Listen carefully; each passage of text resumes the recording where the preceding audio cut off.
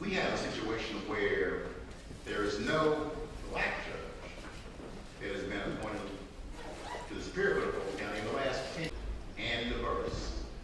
The appointment system is not working in the Superior Court of Polk County. That it may be, Can I just please expound? It's by design that judges these judges decide to give up their seats for a reason, and that is to maintain the system as it is. And the other point is, it is very to run against a sitting judge when you don't have the resources. When are we going to get a black woman on the Supreme Court of the United States? This is Obama. I'm talking about Obama now. And they invited me back again, and I raised my hand again. And I said, when are we going to get a black woman on the Supreme Court of the United States?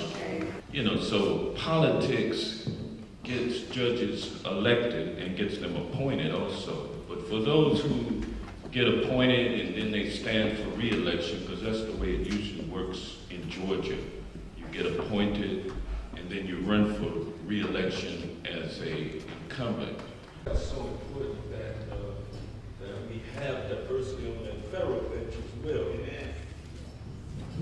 Lionel kept asking me the question, Tyrone, what is it going to take to really settle this now? And I said, the Qualification Commission, and we got to ensure that there's going to be adequate representation from our community. Some other judges on the plane with us, and one of the justices on the Georgia Alliance of African American Attorneys.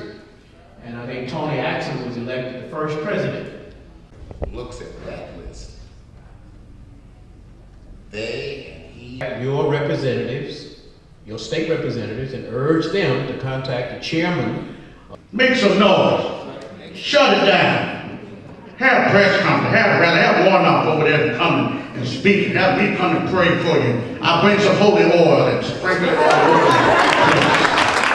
But you ought to have a day where black lawyers, I've never seen it, go to the General Assembly in mass and tear it up. On the federal bench, Clarence Thomas is there for his lifetime. And he can decide, he can meet or. Instead interview for the one legal internship position that they give to a law student every summer. And so of course I said, it is no accident that we are in this great cathedral of African Methodism. Whatever kind of movement we seek to have as a people on these shores, every movement that we've had has been based in this first movement that you're sitting in, the independent black church movement. We don't get very far without the church, and so I'm always glad to see this many lawyers in church.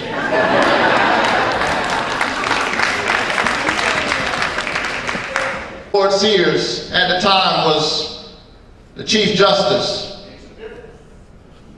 and it was the movement in the courts that set Janalo Wilson free. Now, the judges in this room will tell you that they're not moved by politics. The judges read newspapers just like everybody else. They watch the news just like everybody else. They're bound by certain principles and certain rules, but the streets created a larger atmosphere for action to happen. And so I'm just happy to be a part of this struggle. We've got to engage this issue on so many levels. Let's do what we have to do to take our time by volunteering, giving our talents, giving of our gifts, and of our money. So what we can do at the end of the day is to turn this mission, when y'all got here early on a Saturday and you didn't find it to be robbery, we have to take it to the next step. It doesn't stop on November the 2nd. We are turning this into a movement. It took us a long time to get to this point, and it's going to take us a long time to get out. So for those people who stood, if you had any questions about who they are, talk to them. But know that we have candidates, we have people who are ready and willing to run. It's a very important topic, one that I'm glad the community could come together today to discuss. We have a very distinguished panel this morning that I'm going to introduce very briefly so that we can county. He is a man of integrity who values family and helping those who are less. In Augusta, Richmond County. Solicitor McIntyre was born and raised in Augusta. She lived and worked